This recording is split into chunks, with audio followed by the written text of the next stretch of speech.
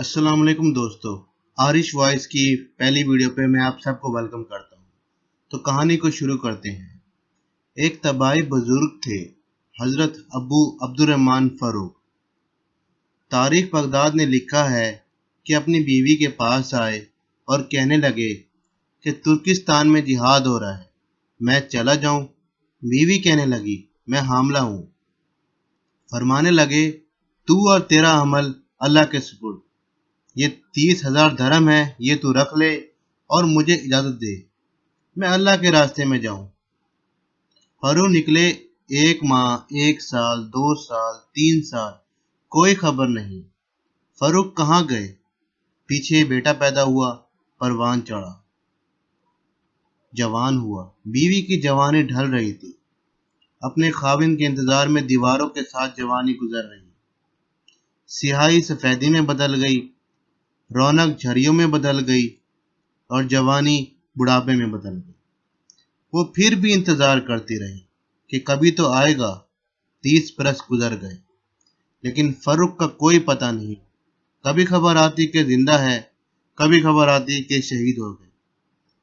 ایک رات لوگ عشاء پڑھ کے جا چکے کہ ایک بڑے میاں ہتھیار سجائے ہوئے مدینے میں داخل ہوئے۔ اپنے خیالات میں غلط و پیشما، پریشان و حیران، یہ کون ہے؟ یہ وہ جوان ہے جو جوانی میں نکلا تھا کالی داڑھی کے ساتھ، آج لوٹا ہے سفید داڑھی کے ساتھ۔ اس سوچ میں ہے کہ بیوی زندہ بھی ہے کہ مر گئی، حاملہ تھی، کیا ہوا انہیں؟ انہی خیالات میں آہستہ آہستہ چلتے ہوئے اپنے گھر کے دروازے پر پہنچ گئے۔ گھر کا دروازہ کھلا ہوا تھا، وہ اندر داخل ہو گئے۔ ان کے بیٹے تھے رابعہ۔ گھوڑے کی آواز سن کر انہوں نے دیکھا کہ ایک میاں ہتھیار سجائے ہوئے ان کے گھر میں داخل ہوئے تو ان کے تن بدن میں آگ لگ گئی۔ انہوں نے آگے بڑھ کے یوں ان کو گریبان سے پکڑا، کہنے لگے، بڑے میاں، تمہیں شرم نہیں آتی؟ مسلمانوں کے گھر میں بغیر اجازت کے اندر داخل ہوتے ہو؟ وہ بیچارہ گھبرا گیا اور سمجھا کہ شاید میں غلطی سے کسی اور کے گھر میں داخل ہو گیا ہوں۔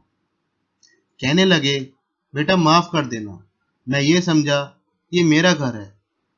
تو رابعہ نے ایک اور جھٹکا دے کر کہا، تمہیں شرم بھی نہیں آتی؟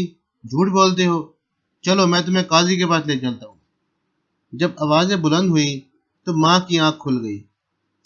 انہوں نے کھڑکی کھول کے دیکھا تو دماغ میں 30 برس کی ریل چلتے چلتے اس کی چیخ نکل گئی۔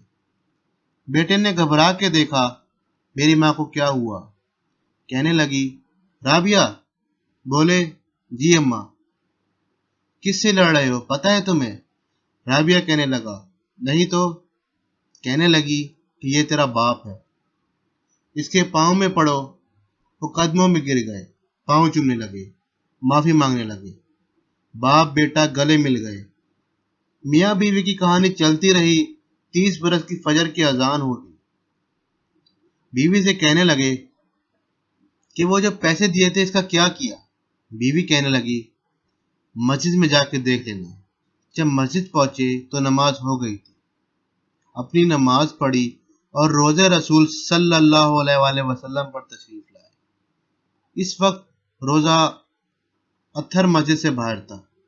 سلام پڑھتے رہے۔ اتنے میں جو نظر پڑی تو مسجد کھچا کھچ بھری ہوئی تھی اور ایک نوجوان مسند پر بیٹھا درس دے رہا تھا۔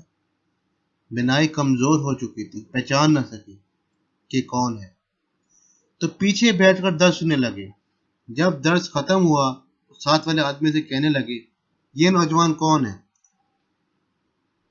تو وہ کہنے لگے، چچا جان، لگتا ہے آپ مدینے کے نہیں ہیں، آپ ان کو نہیں جانتے، مدینے کے امام کو نہیں جانتے؟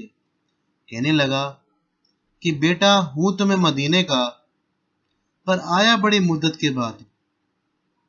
انہوں نے کہا، یہ رابعہ ہے، امام مالک کے استاد، ابو حنیفہ کے استاد، سفیان ثوری کے استاد۔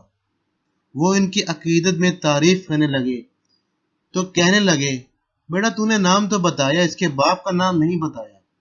عرب میں دستور تھا کہ باپ کا نام بھی ساتھ لیتے تھے۔ تو وہ کہنے لگے، چچا جان، یہ فاروق کا بیٹا ہے، اس کا باپ اللہ کے راستے میں گیا تھا، آج تک واپس لوٹ کے نہیں آیا۔ یہ سن کے ان کی آنکھوں میں آنسو آ گئے۔ گھر آئے اور بیوی سے کہنے لگے، رب تجھے صلہ دے، تو نے کمال کر دیا۔ ماؤں نے کمال کیا ہے۔ ماؤں، بہنوں، بیٹیوں نے ہمیشہ دین کے لیے اپنا کردار پیش کیا ہے۔ تو دوستو، اگر آپ کو میری ویڈیو پسند آئی ہے تو میرے چینل عارش فائز کو سبسکرائب کر دیں، اس ویڈیو کو لائک اینڈ شیئر کریں۔ اپنا خیال رکھے گا۔ اللہ حافظ۔